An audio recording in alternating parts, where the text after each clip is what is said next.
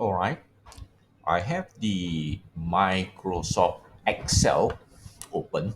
Okay. And of course, this is its usual loop. Okay.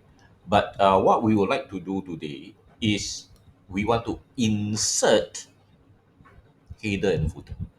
Right. Not only Microsoft Word have header and footer, but you can also insert the same thing, header and footer, inside Microsoft Excel.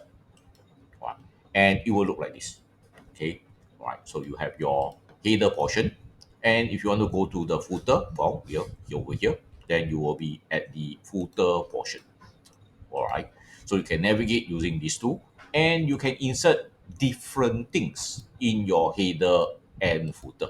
Page number, all right, current date, time, file name, etc. All right. Okay. Most of the time, you do not need the first page to be different, right, or any difference between your odd and even pages. Okay. Standard things usually is you will be required to put in your candidate number, your center number, all right, your candidate name. Okay. That is the most common one. All right. And you may be asked to do alignment, all right, after you have placed in either in the header or the footer. All right, so they are right over here under the insert. Okay, go straight to the header footer, and then this whole section will be available for you.